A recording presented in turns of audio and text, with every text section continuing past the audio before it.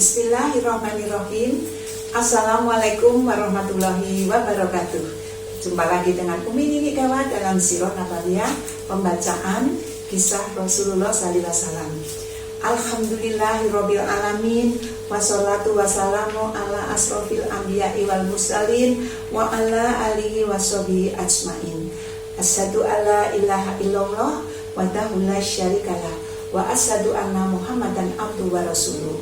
Semua pemirsa Sirah Nabawiyah dimanapun kalian berada, semoga selalu dalam kasih sayang dan lindungan Allah Subhanahu wa Ta'ala. Masih dalam pandemi COVID-19, ikuti protokol kesehatan yang sudah dianjurkan oleh pemerintah dengan kita setiap keluar rumah memakai masker, mencuci tangan dengan sabun, menjaga jarak, menghindari kerumunan dan mengurangi mobilitas. Tentu ditambah olahraga dan makan yang cukup. Selamat menunaikan ibadah puasa di bulan suci Ramadan ini. Semoga semua ibadah-ibadah yang kita lakukan diridhoi Allah dan mendapatkan pahala. Amin ya robbal alamin. Kita mulai. Allahumma sholli ala sayyidina Muhammad wa ala ali sayyidina Muhammad. Bab yang 99 ini adalah duka cita untuk Hamzah bin Abdul Muthalib.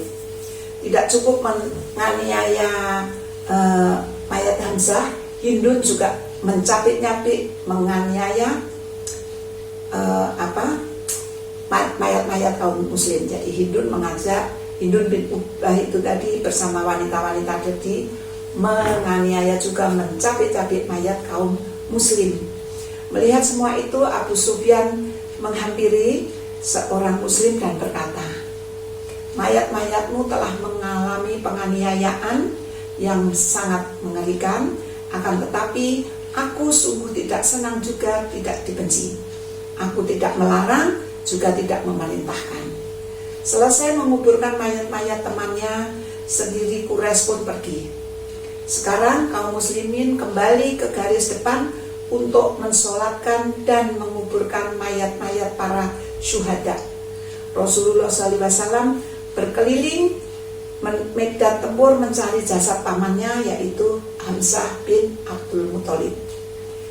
Ketika dilihatnya jasad Hamzah sudah dianiaya dengan perut yang sudah terurai, beliau merasa sedih sekali sampai beliau berkata, takkan pernah ada orang mengalami malapetaka seperti ini. Belum pernah aku menyaksikan suatu peristiwa yang begitu menimbulkan amarahku seperti kejadian ini. Selanjutnya beliau bersabda, demi Allah, kalau pada suatu ketika Allah memberikan kemenangan kepada kami melawan mereka, aku aniaya mereka dengan cara yang belum pernah dilakukan oleh orang Arab. Begitu sabda Rasulullah. Begitu marahnya beliau melihat jasad pamannya yang perutnya terurai dan sudah tercapik-capik itu.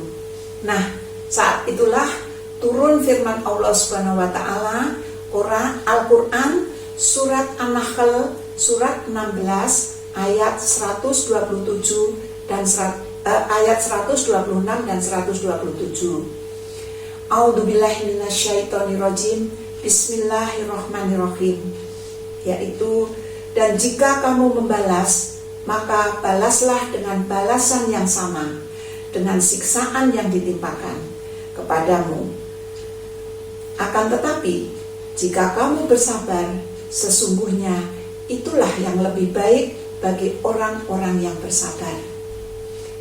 Untuk ayat 127, dan bersabarlah hai Muhammad, dan kesabaranmu itu semata-mata dengan pertolongan Allah, dan janganlah kamu bersedih hati terhadap kekafiran mereka, dan jangan pula kamu bersempit dada terhadap apa yang mereka dibudayakan. Maha benar Allah dengan segala firman-Nya. Setelah firman itu turun, Rasulullah SAW memaafkan pihak musuh, ditambahkannya hatinya, dan beliau melarang orang untuk melakukan penganiayaan. Di jalan, Rasulullah SAW mendengar para wanita Bani Asyal menangisi para syuhadanya.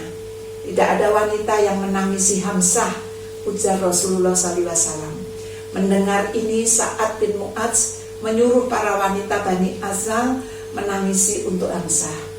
Rasulullah SAW bergegas menemui mereka dan bersabda, "Bukan ini yang saya maksudkan, pulanglah, semoga Allah memberikan rahmat dan tidak boleh menangis lagi setelah hari ini."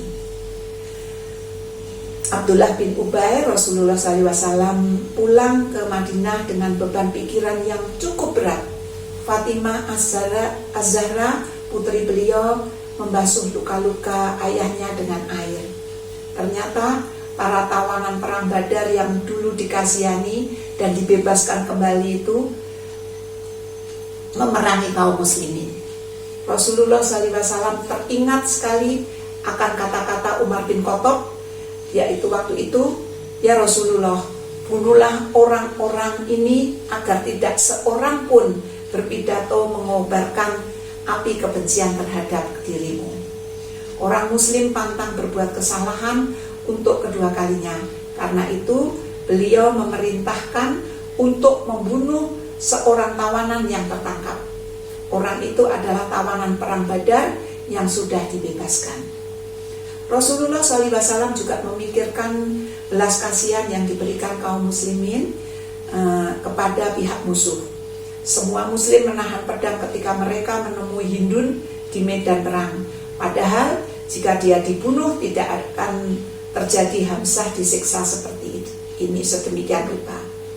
Pembunuhan Hamzah yang berkulit hitam itu sebenarnya juga tidak tahu wajah Hamzah.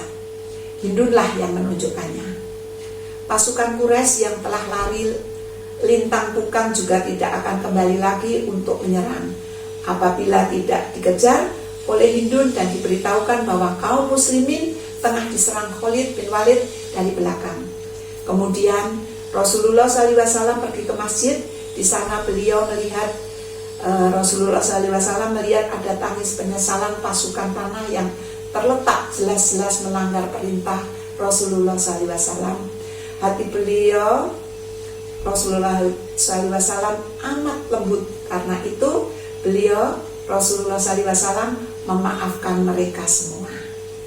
Sebelum itu, di sana beliau melihat Abdullah bin Ubay tengah berpidato agar orang-orang mencintai Rasulullah SAW ini.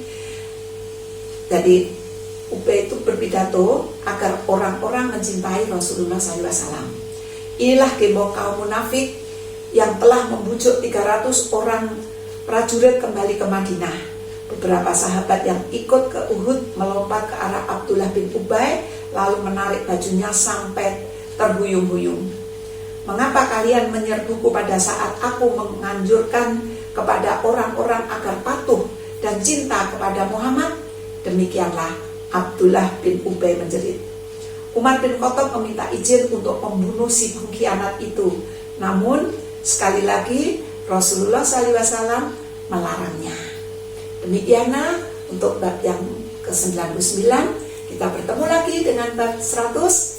Apabila ada tutur kata yang kurang berkenan dan ada salah pengucapan nama-nama tokoh di sini, mohon sekali Umi Nini bisa dimaafkan. Billahi taufiq wal hidayah.